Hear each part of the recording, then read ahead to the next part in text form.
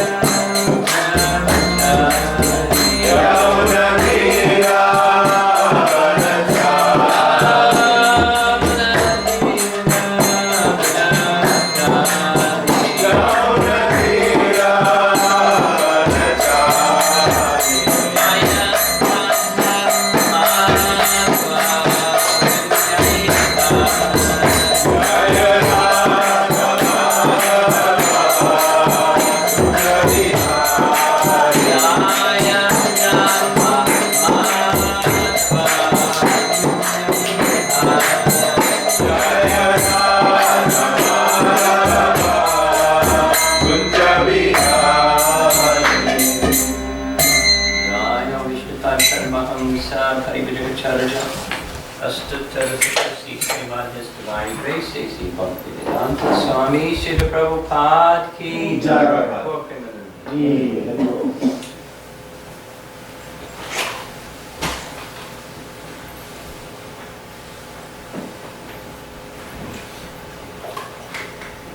Attendance downsized a little bit this morning, but school and work and everything.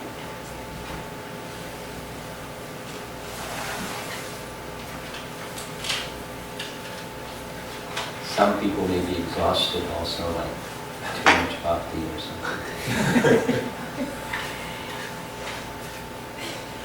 Some of you may know Govinda Charna and Rasika Shiromani, disciples of Indradyumna Swami, based in San Jose. They organize the Sadhu Sangha retreat, and they organize Indradyumna Swami's yatras in India. And I've heard them say, I don't know, more than half a dozen times, when Indradyumna Swami comes, and all the preparation before he comes, it's exhausting, but then you get to rest. And he goes on to the next thing, and the next thing, and the next thing, and the next thing, and the next thing. So you don't see all of that part, you just see this part. There's before and there's after. Just sharing. Oh. Looking at the fewer number of people this morning.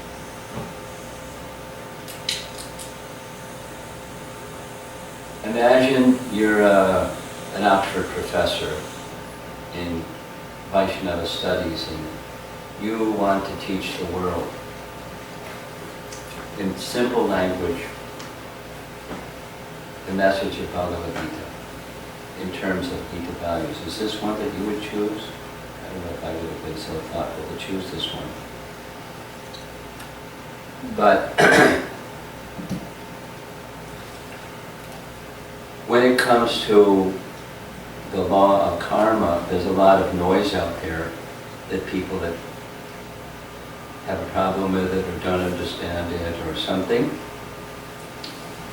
And in terms of the negative emotion topic, which some of you will be hearing tonight, there's something that's very important, that's this one. Whatever the circumstance may be, due to our past and others' past activities, and we just happen to be part of the drama, something that's intrinsic to us is free will. It's an important concept because if everything is predestined, then it really can just sit back, lie in a hammock and sip lemonade and everything's going to happen because it's going to happen.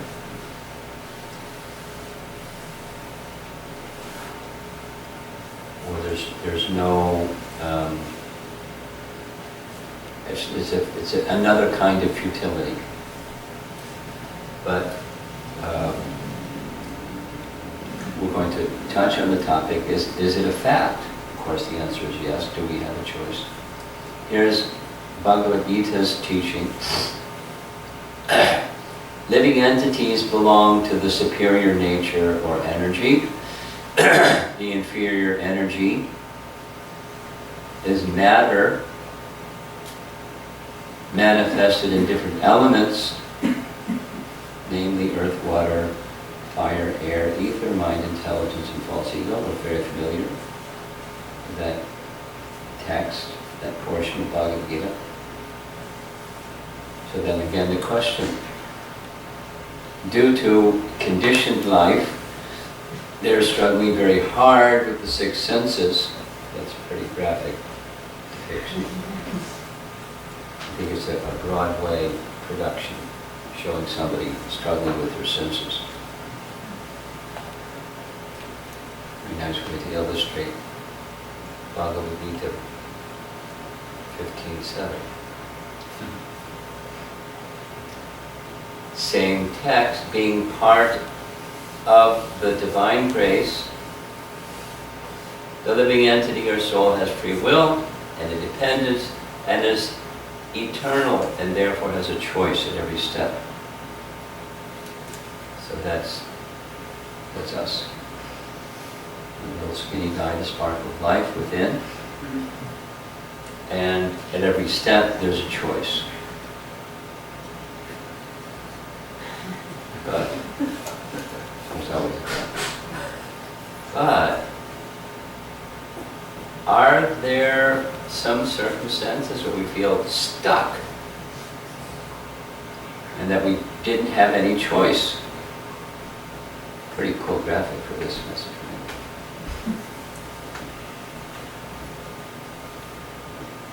For animals, everything is reflex, or their inherent characteristics. Humans can conceptually distance themselves from thoughts or emotions. This connects with our topic this evening. Overcoming negative emotions is part of recognizing and that knowledge that I am different than that emotion. And then you're in a space where you can exercise your choice, different than an animal might do. How am I going to respond? Then why are we not able to see our choices? Well, here's what Bhagavad Gita teaches, chapter 2. Thinking, feeling, willing, unsatisfied lust results in anger, then delusion, then bewilderment, then loss of intelligence. Then one falls down into gross material existence.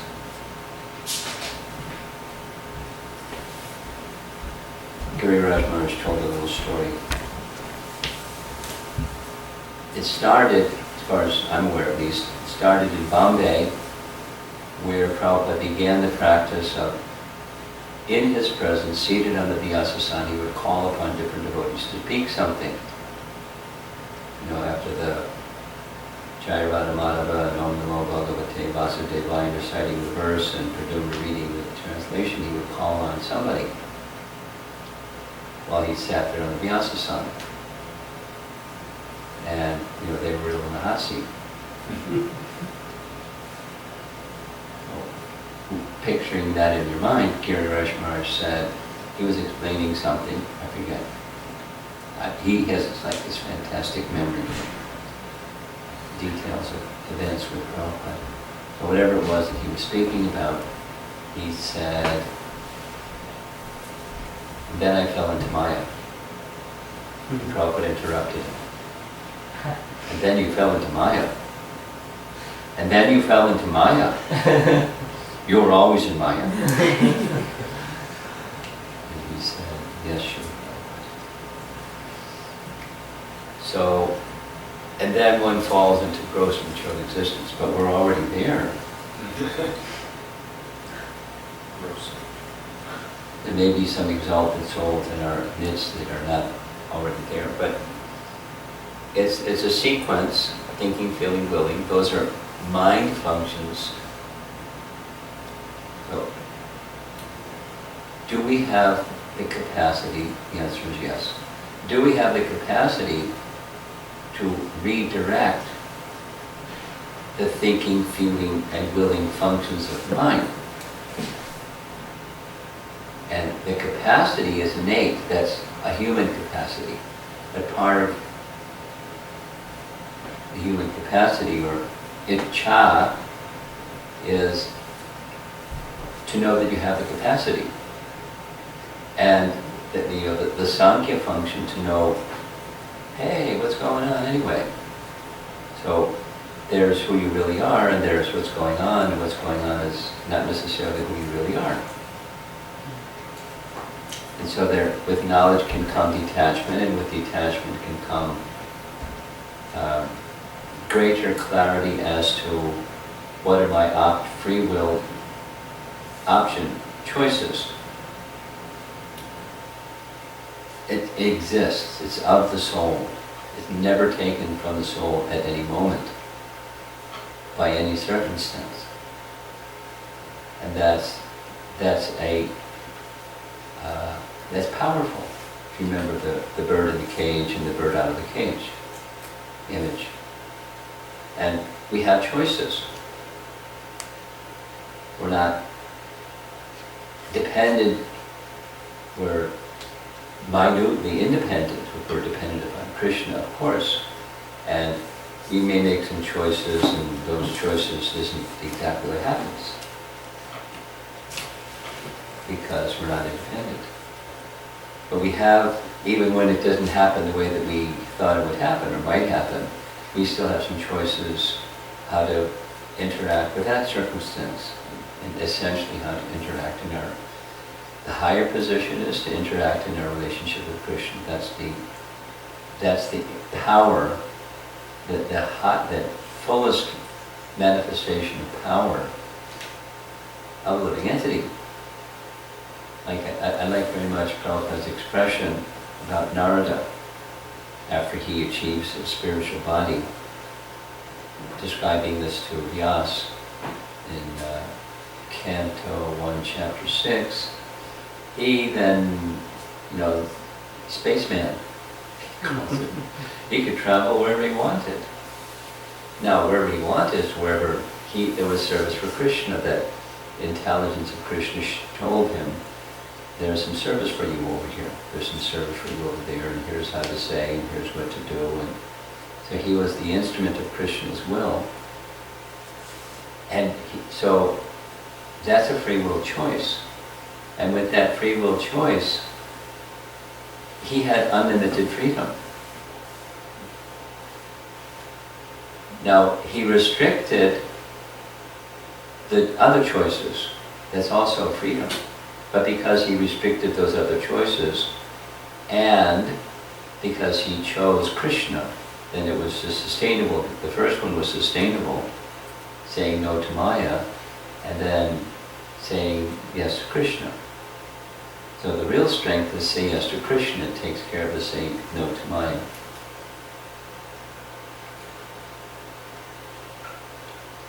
I remember a period of time I thought is going to Rabindra Sarupa, where there was a period of time in the Hare Krishna movement history where there were a few young aspiring devotees who were part of the straight edge movement. Maybe you remember that era.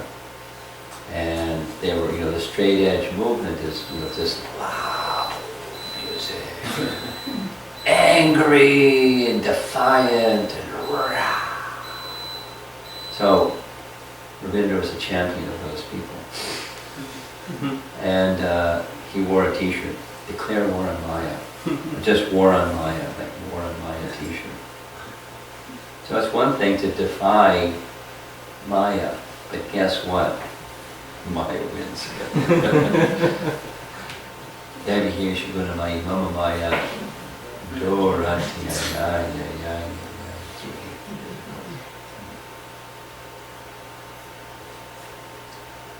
So the best is the free will. Of course, we do the declaration of war is the strong determination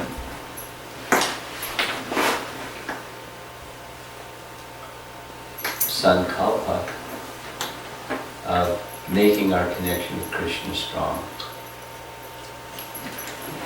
In the football,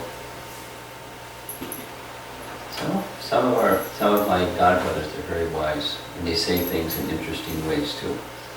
Devarita Swami's often speaks in terms of sports analogies, because the Western audience understands sports.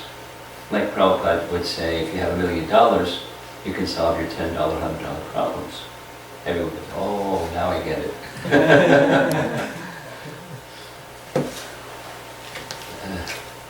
So, a sports analogy is the best defense is a good offense. I don't know if that's true, but if we make a strong declaration, ichcha, making the choice, besides not do this, to do what?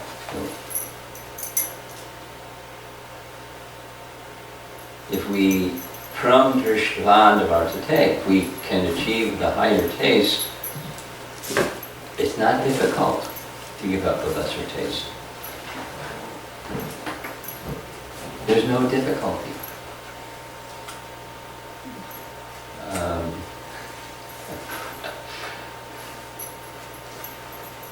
I probably travel too much. But one of the things that happens with travel, with international travel, it's much easier. Travel in India, more difficult for a lot of reasons. They're never on time and stuff like that. But when the stewardess comes down the row, veg or non-veg, the answer is no, thank you.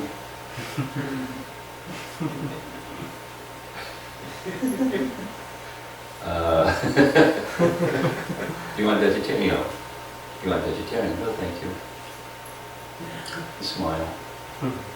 I brought my own Krishna prasadam. So, is it a difficult choice?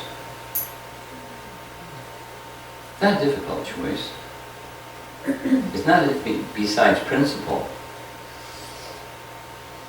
Without going into it, this stuff stinks. Hare Krishna. So, higher taste, that's the solution. But sometimes that higher taste hasn't matured yet, and we find ourselves in this cascading situation. Mode of passion, mode of ignorance. So, to be able to see choices in all situations, we need to connect our inner self and higher consciousness. Now this is China language because you don't say that word. You just say higher consciousness. But, you know, the picture says what you're connecting with. Through the holy name we're connecting with Radha Krishna. Okay, now we're ready for our little activity with the light on.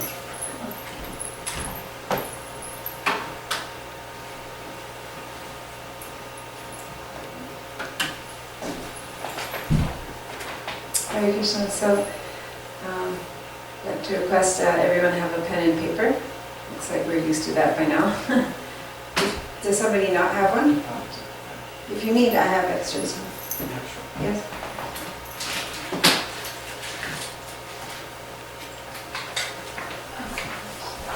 Someone want to help her? Thank you.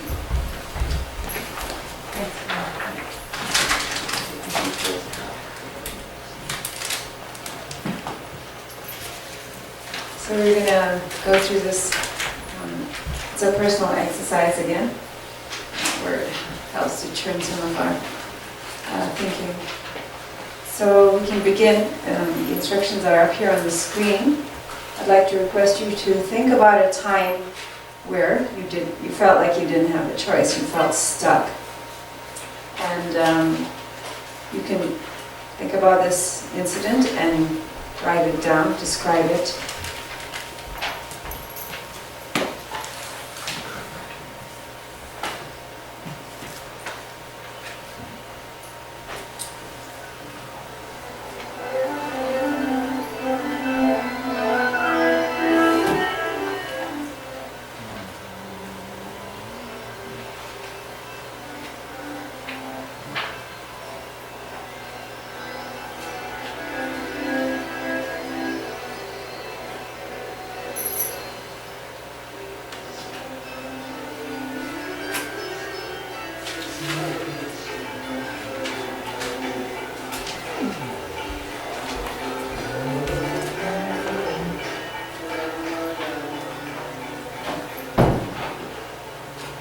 And as you're remembering that incident, try also to recollect what your feelings were.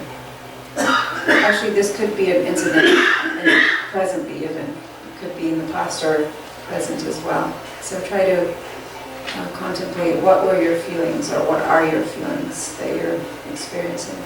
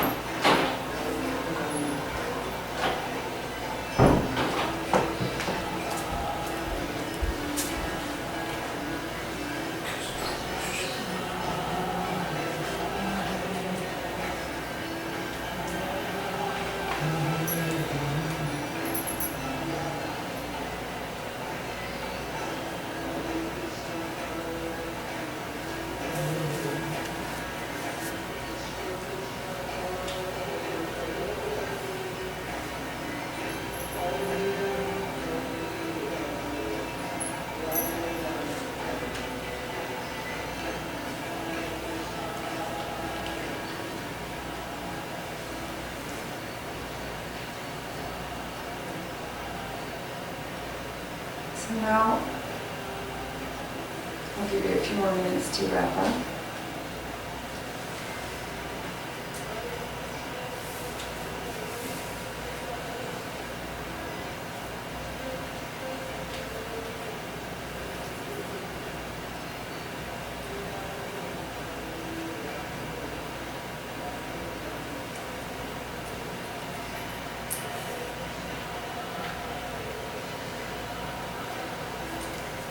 Okay, I'd like to request you to just put a pause on this incident that you were meditating on. And I'd like you to bring your attention to this next slide.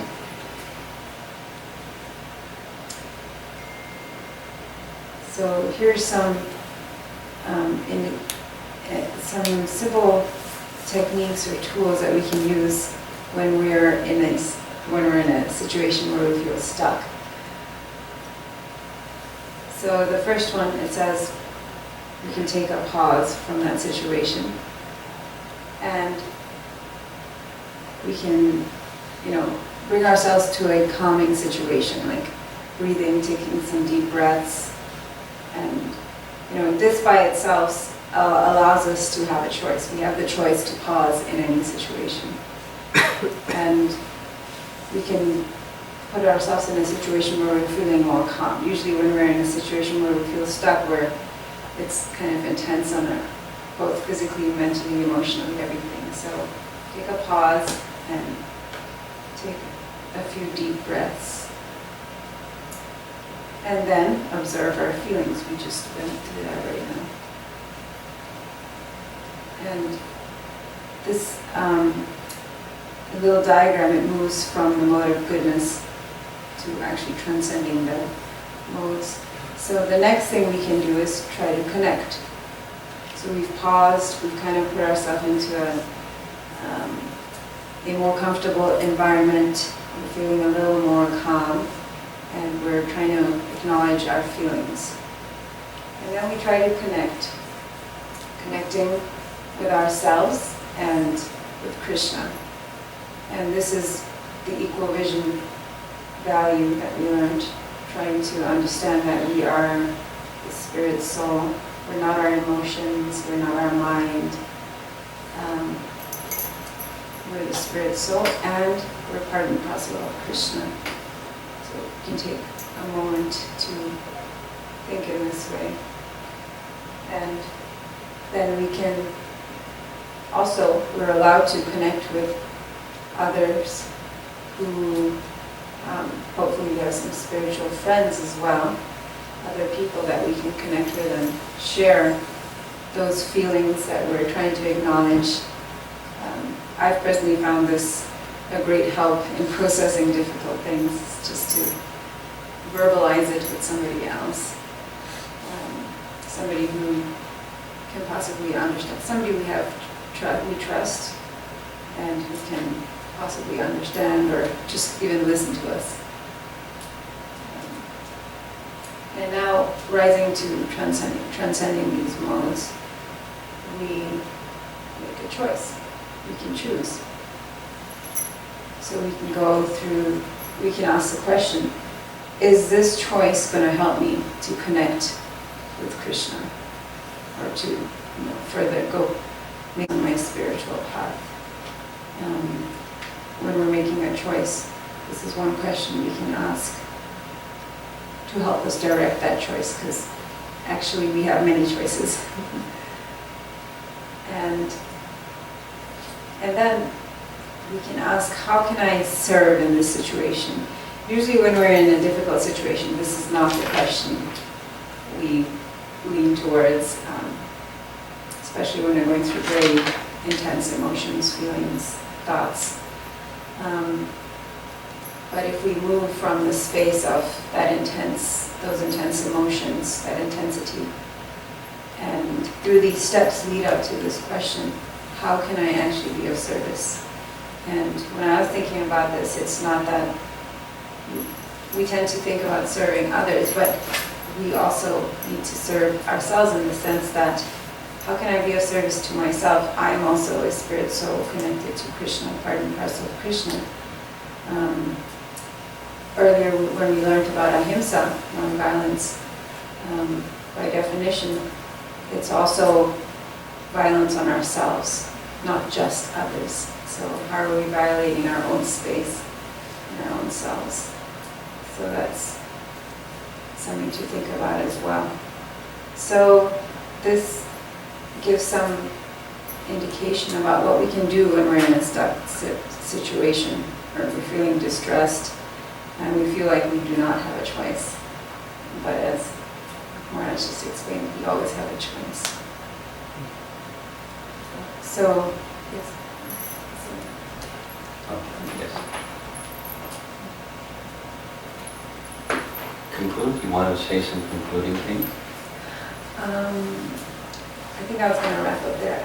I thought there's one more slide, and then there's another exercise. Yeah, okay. So you go ahead with this one. Go ahead. It's just this is just saying the same thing in different language. It's the same thing. Go ahead. I'll say it. She's looking at me like, you say it. Okay. This is a motivational speaker fellow. The image isn't, but the saying is. And behavioral, I learned this from college, behavioral psychology says, like rats, study of rats and stimulus response, you can train rats to do stuff because stimulus and response, it's part of the physiological makeup of embodied rats and people that behave like rats. But motivational speakers help us understand in between those two, there's a space. That space is a power to choose our response. And within that response, power lies our growth and our freedom. This is just a different way of saying the same thing we've been saying in multiple ways. The bird in the cage and the bird inside the cage, the freedom. The highest freedom is to choose our connection with Krishna. We don't have to. But we can vacillate between choosing, not choosing, and be in that zone for some time. And stay there for quite some time. But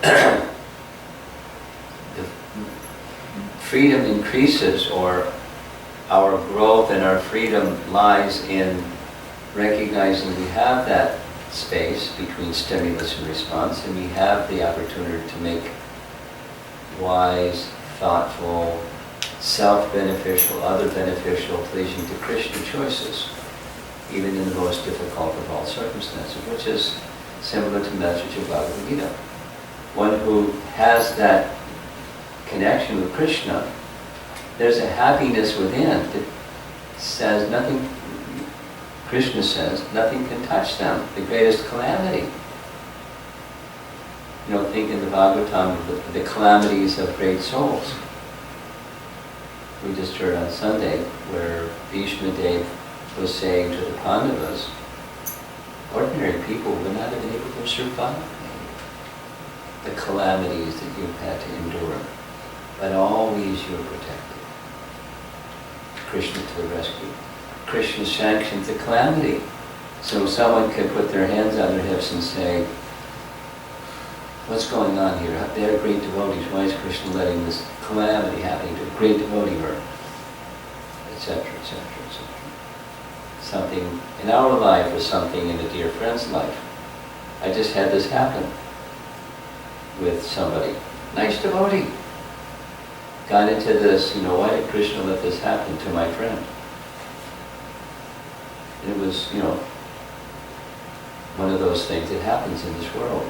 Birth, death, disease, and old age, and it happens. And, the family was, the dear friend was grieving like anything, and the devotee had their hands on their hips saying, how could Krishna let this happen? then that toned down to, I don't understand. But first it was finger pointing. Anyway,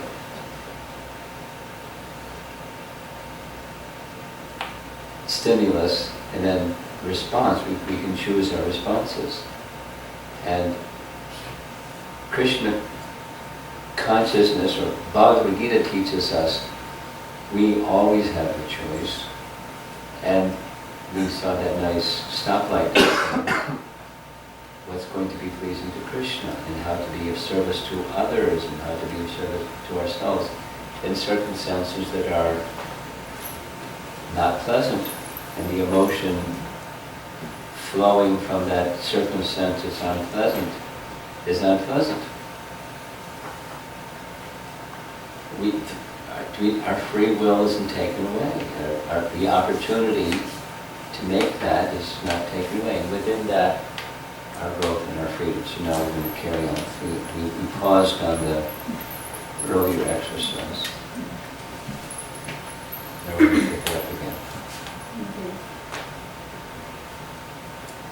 So now, remembering what we just learned about how to try to come out of that stuck, no choice space, and thinking about that situation that we all just wrote down, I'd like us to, we're going to do some japa together. I'd like us to just chant the holy name together for a few minutes. And I'd like to request you to think about that situation that you wrote up about and try to apply that diagram we just went through.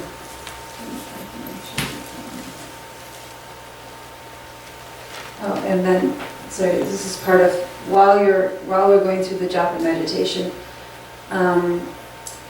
try to see what are your choices, or were your choices in that situation, and how you can shift from I have no choice to I have many choices, actually.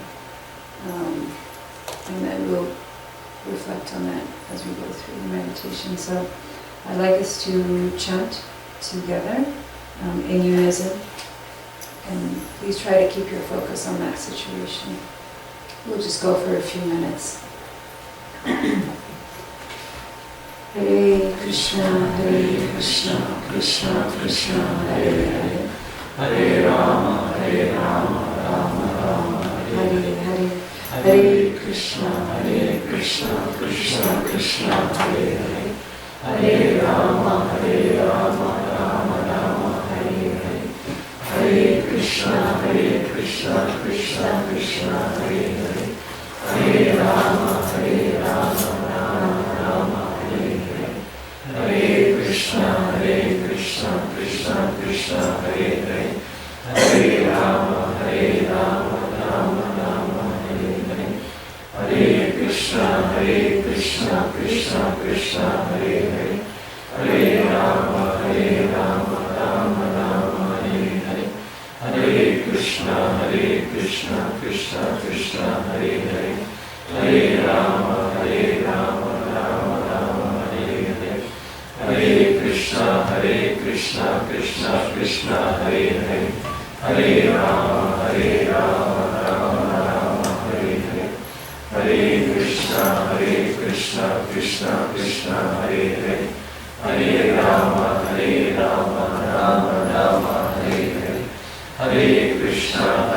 Krishna, Krishna, Hare Hare, Hare Rama, Rama Rama, Hare Hare, Hare Krishna, Krishna, Hare Hare, Hare Rama, Rama Rama, Hare Hare,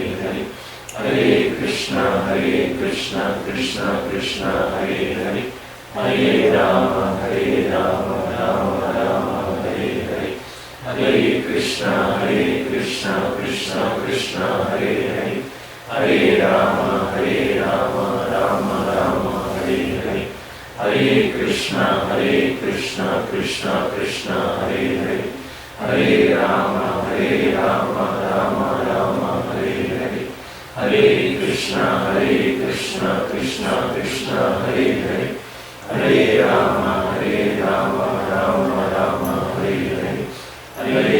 Krishna, Krishna Krishna, Hare Hare, Hare Rama, Rama Rama, Hare Hare, Hare Krishna, Krishna Krishna, Hare Hare, Hare Rama, Rama Rama, Hare Hare, Hare Krishna, Krishna Krishna, Hare Hare, Hare Rama, Rama Rama, Hare Hare, Hare Krishna, Krishna Krishna, Hare Hare, Hare Rama, Rama Rama, Hare Hare, Hare Krishna, Krishna Krishna, Hare Hare, Hare Rama, Rama One more Rama, time. Hare Hare, Hare Krishna, Krishna, Hare Hare, Hare Rama, Rama Rama, Hare Hare. Thank you very much.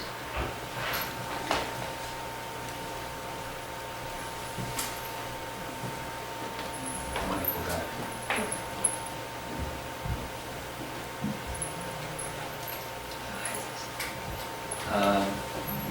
We're on slide 14 of 17. That means there's 3 more. 15, 16, 17. So what time do we need to end? Somebody needs to cut off time for going to work or something. I would be leaving at 8. Huh? I would leave at 8. At 8. Same, okay.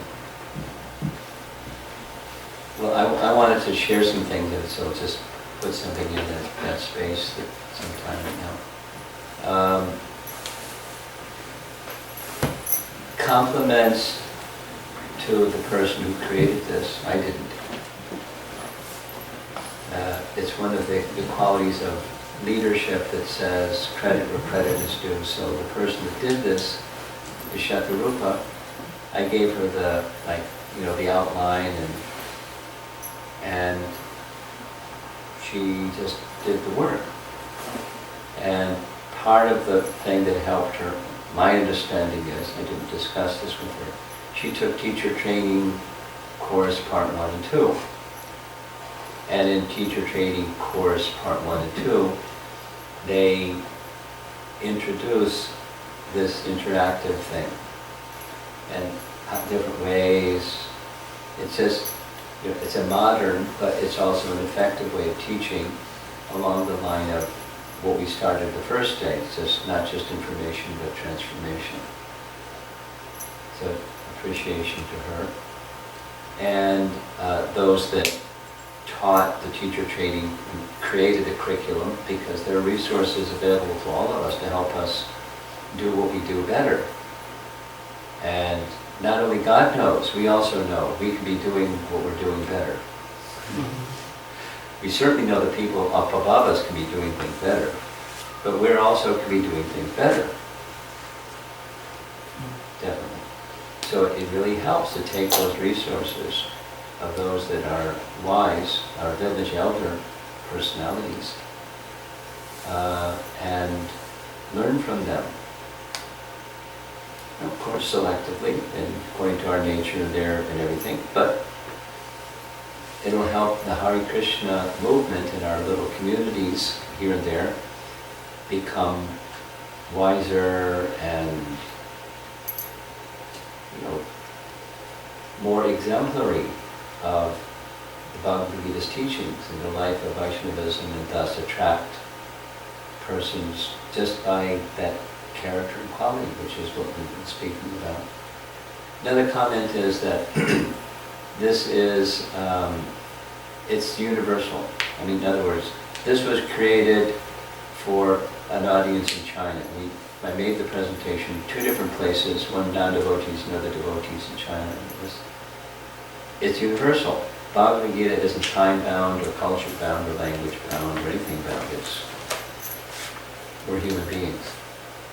We're spiritual beings having a human experience, and the human experience is sometimes not so pleasant, so we have to spiritualize that experience.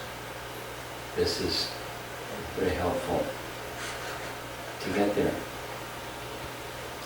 And one more sharing, and taking my facility of having a microphone here, so. Through all of these exercises, I've been processing the same one.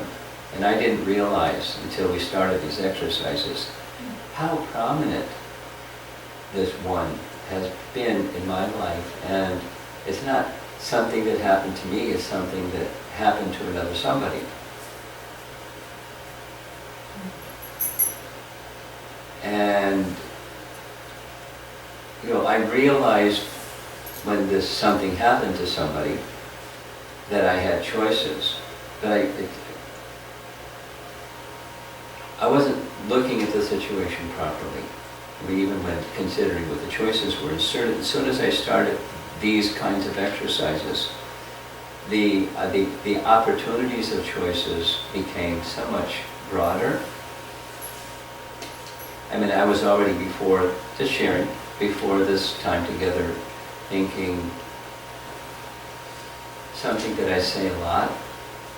I was trying to practice what I say a lot, practice what you preach, is what's going to be pleasing to Krishna, and what's going to be in the ultimate interest of the parties involved. But something that I've been appreciating from this, and Uma just articulated it,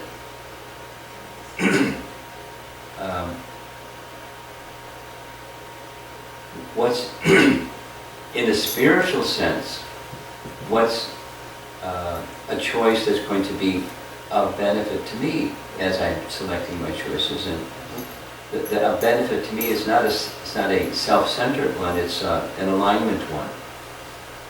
Aligned with my deeper values, not just the value of being in service to somebody. I mean, I like being in service to somebody. I like service. And then service to myself, it's not a 0, not a 10, but it's part of pleasing Krishna. That is aligning, because it's just repeating something that I said from that iceberg thing. The bottom of the iceberg is whatever your unchanging, deepest held certainties and convictions are. And this, I found, this has been very helpful for me, specific to this circumstance, which if I get it, refine it in this circumstance, it'll help me going into future circumstances, where somebody did something and it hurt another somebody, and I felt certain feelings. And I was contemplating what action should I take about not just those feelings, but everything, the whole picture. But aligning with our deeper values, not the circumstantial values, the guna karma values. That takes purity. But that's what these Gita values are meant, the whole exercise that we're doing it is meant to do, is to help us make that alignment. Behavior, the values, the deepest held convictions and certainties of life, and align them. It's really practical, very, very helpful. To do it in real life, that's what's the challenge in front of us. We have, a certain number of breaths to try to work on it. We're not really sure how many, but, as many as we have. Then we can, in service to the Vaishnavas and Krishna and the holy name, we can start to understand who we really are and who Krishna really is, besides this foggy, fair to partly cloudy, notion. It's mine. Okay, we have 3 more slides. Human life is meant for self-realization. Over and over, Prabhupada would teach that. Self-actualization, most people don't really know what that means, but Bhagavad Gita does, and we have a choice at every step of life to choose this self-realization. We have a choice to make wise choices. And now, next to the last slide. Here's the last slide. So, next to the last slide. Okay, so I'd like to invite our volunteers. We're going to have another skit to illustrate this value of icha or choice. So in this skit we have Devmana Prabhu and Janita Prabhu. I believe they're playing the role of an advisor, one being advised and one giving advice. And they're going to illustrate choice. Do you have any props? Just the chair? Okay. We can move the projector. And harmony.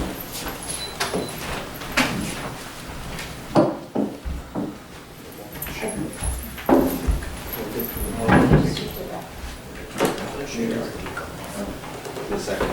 In 8 minutes before 8 a.m.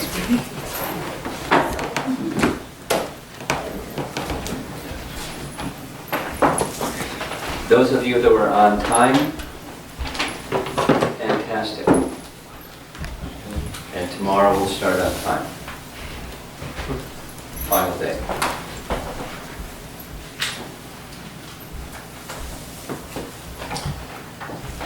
Hey Prabhu, that Pujari's coming in from Mayapur tomorrow, so you're going to need to make space in your room to let him come in. Oh, okay, Prabhu. Also, I was wanting to talk to you about my ashram situation. I've been thinking about it. What about it? Like you want to switch rooms or something? No, actually, I was thinking of moving out of the temple, maybe getting married. Getting married? Yeah. Why would you want to do something like that? That's a good question.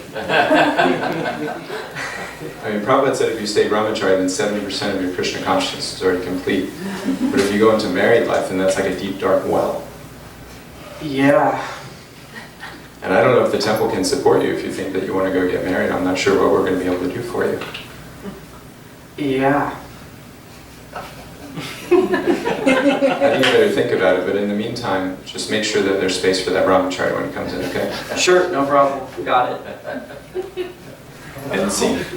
Wow.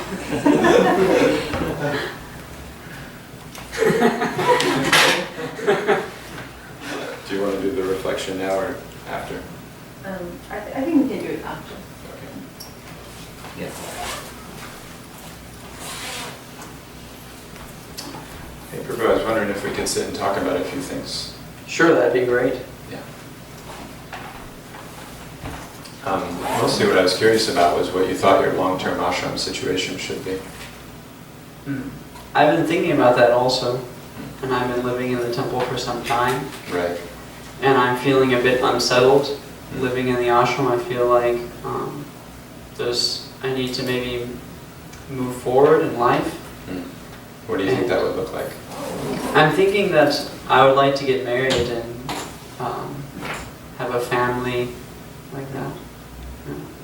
So I've been trying to think of how I would move forward in that direction and what maybe would be the best way to transition in that direction.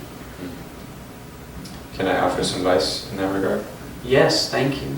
'Cause I've seen you live in the temple for quite a while, and you take your Krishna consciousness seriously, which can be a challenge for some people once they go into married life. So I'd like you to speak to a few seniors on both sides who've lived their successful life in Krishna consciousness, both in the brahmachari ashram and also in the grihastha ashram. And that way you'll be able to get some perspective on whether this feeling that you have is something kind of temporary or whether it's more of a long-term trajectory and that transition would be a good thing for you. That would be great. Thank you so much. Sure. Are you going to do one more? Well, that's it. That's it, right? Yeah. At least those are the instructions. Try and follow. Thank you very much.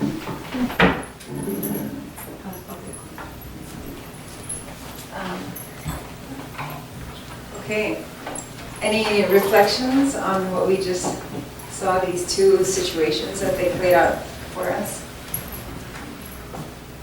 Let's Yes. invite the two people that have to go at 8 o'clock first. I'm not sure they're gonna reach you. Oh, thank you. For me, the first situation where the brahmachari was expressing, it felt like a stuck kind of a position where it just like he's hitting a point where he feels stuck, and it's hard to see, is there a choice or what should I do?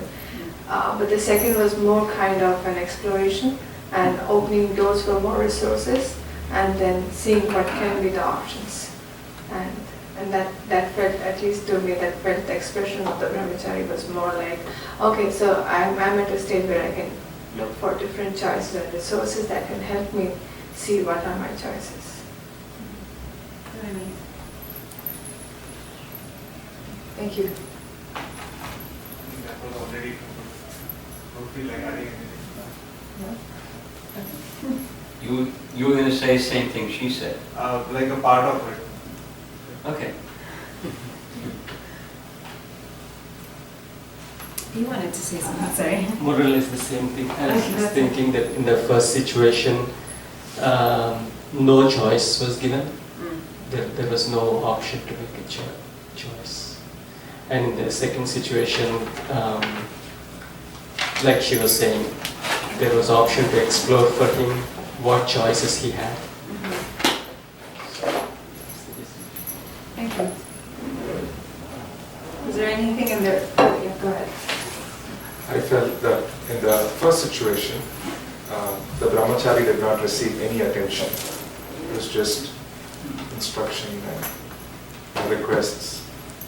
But in the second situation, it felt like the brahmachari felt loved, that somebody is there to care for them, and even the response really, he was able to accept what the other person was saying. Whereas in the first case, he was just saying, yeah. And I think he was in his zone. And I don't think nothing was entering inside. Thank you for that. So I was like more of taking it to that non-violent versus empathic communication. So first one exhibited like more of not violent communication. Second one was like non-violent way they explored. And I was also like kind of realizing, even like when Krishna and Arjuna were speaking like Bhagavad Gita, like Krishna never took away like choice from Arjuna, and it was like kind of, the second one was like kind of similar dialogue.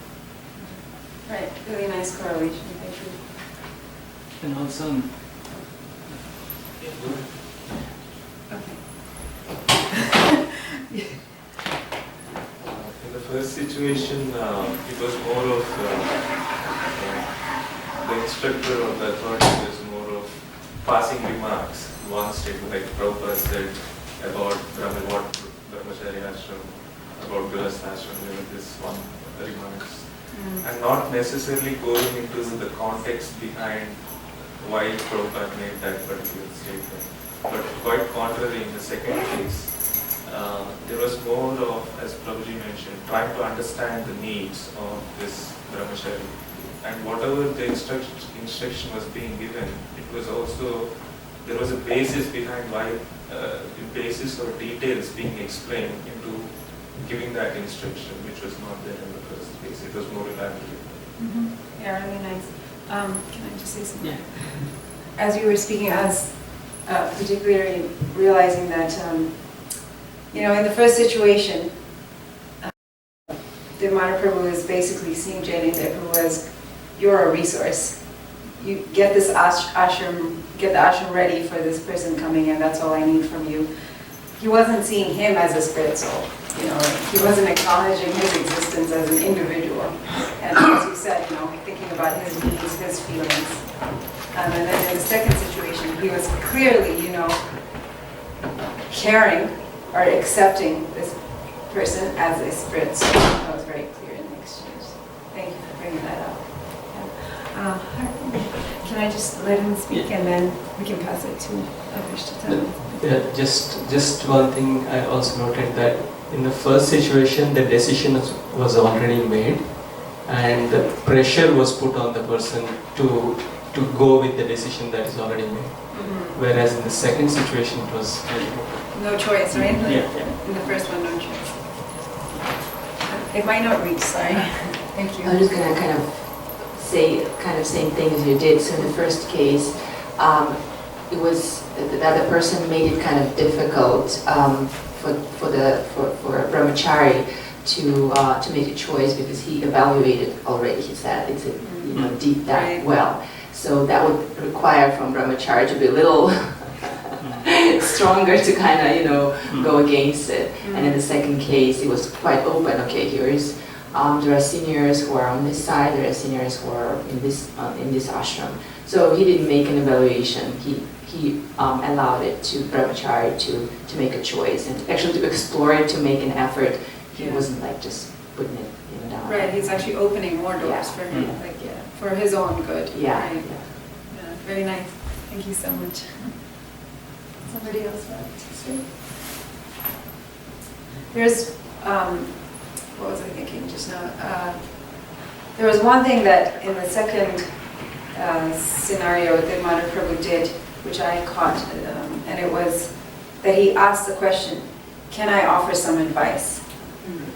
You know, in the first one, he just like basically blurted it out, threw it at him like. But I noticed that in the second communication, he very distinctly asked, "Can I offer you some advice?" And Janitha Prabhu was like, "Yes, please."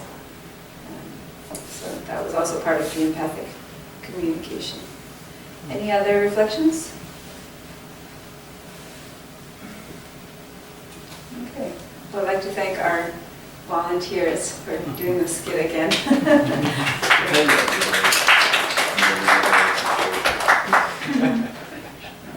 The script was quickly put together again? We talked about it on the way here. That was it, on the way here. We've been living this one for a while.